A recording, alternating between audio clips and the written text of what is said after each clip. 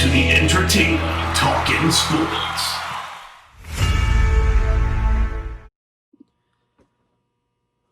What is going on, football fans?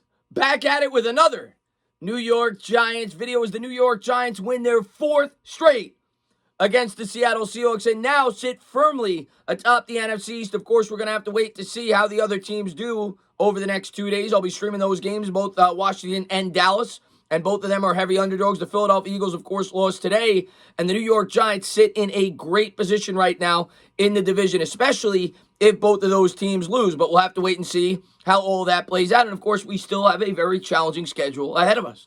Make no mistake about it. And it's one game at a time, and next week we've got the Arizona Cardinals. But the New York Giants finally got a signature win as they knocked off the Seattle Seahawks 17-12 in an ugly, disgusting, brutal football game. And that's the type of football I, as a New York Giants fan, absolutely love. And that is the way that this team, as I said going into the year, and I think most Giants fans agreed if we were going to win games, that was how we were going to do it. Time of possession, a grinded-out type football team. And now we didn't win the time of possession today, but it was close. I think we lost by about 20 seconds. So we went toe-to-toe with the Seattle Seahawks on the road, a game in which I think the Seahawks were favored by 10.5. And a major storyline going into this game was that Daniel Jones obviously was out. And I said, you go back and look, on several podcasts, I was prepared to pick the Giants to win this game if Jones was playing. I wasn't super confident with Colt McCoy. The main reason being, I thought the Seattle Seahawks would stack the box and that they would at least do a pretty good job against the run game. After all, going into this game, the Seattle Seahawks had the third best run defense in the league, only surrendering 3.7 yards a carry, at least in terms of yards per carry. I'm not sure in terms of total yardage on the ground. They did have the league's worst pass defense, but we knew going in that the New York Giants weren't going to be able to air out the football. And they didn't take many shots. I didn't expect McCoy to have more than 20, 25 attempts in this game. I expected the New York Giants to continue to rely on this unbelievable defense and this ground game. Going into this game, the Giants had run for over 100 yards in 6 straight contests. And with McCoy in there and this good run defense, yeah, I would have lied to you if I told you that I didn't think it was at least very possible that the New York Giants streak was going to be snapped and that they were going to force us to throw. And in the first half, they did a good job stuffing the run. And then all of a sudden, this offensive line started to eat. And the first thing I want to do is to continue to give praise to this line as a unit. This offensive line was magnificent. I mean, Colt McCoy got sacked twice, but overall, the run blocking was insane. And Wayne the Train Gallman continues to run like an absolute lunatic, like his job depends on it. The guy has been fantastic. So soak it in, New York Giants fans. Of course, an injury in this game. We'll have to wait and see how he comes back next week. Definitely vital to our defense. Blake Martinez, he went down in the game, led the team in tackles. We had 5 sacks, 2.5 coming from Leonard Williams, who's playing for a contract extension. And the Giants, not just Williams, but everybody, we got unbelievable interior pressure throughout this entire game. And Patrick Graham continues to draw up unbelievable game plans week in and week out. And quite simply, our coach outcoached their coach. Joe Judge continues to be the mayor of New York, or he might as well be.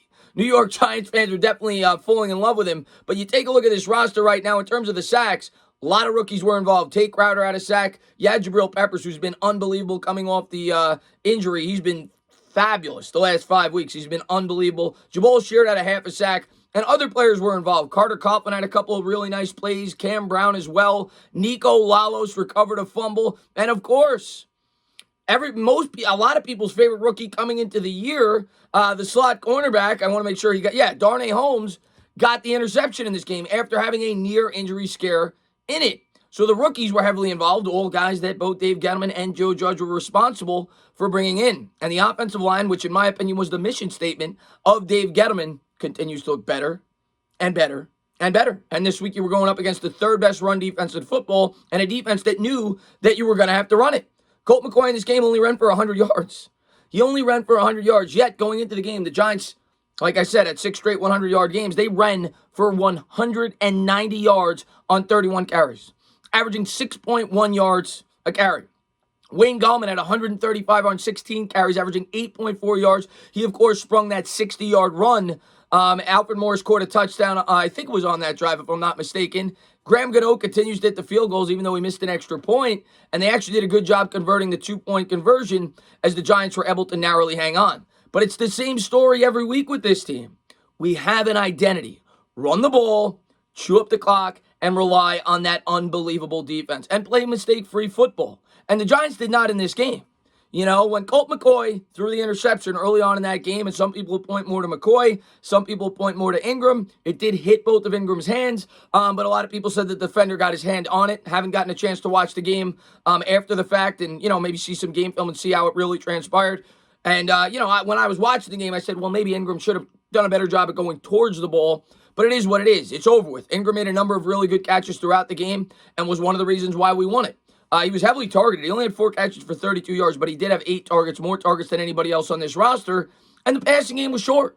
It was. And I didn't expect it to be long. You know, I wanted them maybe to take a shot or two. But as this game unraveled, that should have been what they were doing. In terms of the defense, the turnovers they were able to create, Nico Lawless, of course, recovered a major fumble in this game and the interception by Darnay Holmes. So we won there in the turnover battle 2-1. We outgamed them on the ground 190-111. And while Russell Wilson had 216 yards, he was completely flustered because we were getting consistent pressure, forcing him out of the pocket throughout the entirety of this game. And he never looked like he was in a flow. James Bradbury was fantastic. Yeah, DK Metcalf had 5 catches for 80 yards, but his biggest catch, if I'm not mistaken, was on Isaac Yiadom, who also played pretty well, continues to have great week after great week. They held this great wide receiving core in check. And I think it's safe to say right now about this New York Giants defense that it's probably top 5, 6 in the league. I mean, they are playing that good. You look at last week against Cincinnati, they really only surrendered 1 touchdown, 7 points. 7 came on special teams. And 3 came off the fumble from Ingram, in which they had it at, midfield and were able to get like 15 yards to kick a field goal. The special teams continued to struggle in this game, though, however. Obviously the block punt. So that's something that the New York Giants will definitely have to hopefully correct going forward. That was a big block punt, and the Giants actually got very lucky that Seattle was not able to recover that in the end zone, and they actually only got a safety out of it. You could actually argue that the Giants may have gained a point from that because Seattle was getting prepared to probably get even better field position than they ended up getting off the punt, off the safety. So if that were to happen, and they might have had 6 going in at the half instead of 5. But regardless, this defense held tough, and they held tough all game. These guys gave you everything they had, whether it was Dexter Lawrence, whether it was Leonard Williams, who, like I said, was probably the player of the game with his 2.5 sacks. But they were just getting consistent pressure, and a lot of it was scheme as well. They were getting it from all over the football field, and a lot of people were going in, how are we going to get sacks? No Carter Coughlin. I mean, with Carter Coughlin and Cam Brown, without all of the, Lorenzo Carter and, everybody else, so Shane Zimenez. But the way this team has gotten pressure all year has been through scheme and deception. And that's exactly what they did here. And winning up at the point of attack in the trenches. And I'm an old school guy. And I think Joe Judge is too. And when you look at this game, that's what won it. The trenches. They had a quarterback that's 1,000 times better than ours. They had an offense that's 1,000 times better than ours in terms of being able to air out the football. But the New York Giants dominated them. Their offensive line dominated the Seattle defensive line, and our defensive line dominated Seattle's offensive line. And that is where the New York Giants are going to win the game. I mean, it really felt like in this game that the New York Giants literally knew what Seattle was going to do. They knew what the Giants were going to do. I said it in my stream, it was almost like a pitcher telling the batter, this is the pitch I'm throwing, this is where I'm going to put it, have at it. And the Giants still did whatever they wanted in the ground game. They had their way. And that's what good football teams do. It reminds me, not that we're near this, but it reminds me of that 2008 team where they just dominated people on the ground. And that's what the identity that this team is starting to establish. 7 straight weeks of 100 yards on the ground.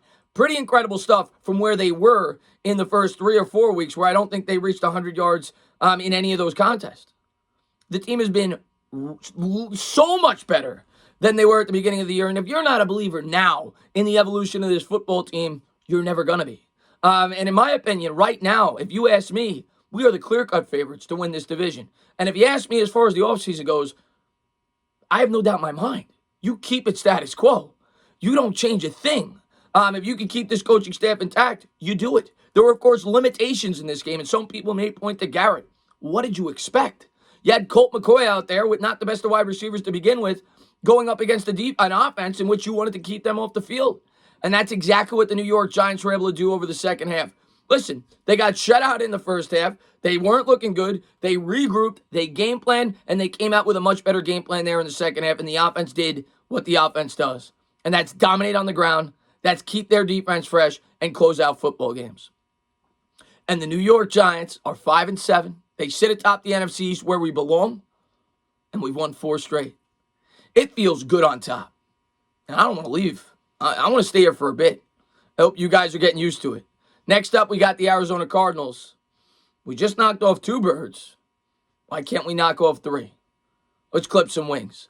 As always, guys, if you liked what you watched, please subscribe. Drop a comment. Maybe give me a little thumbs up. Cheers.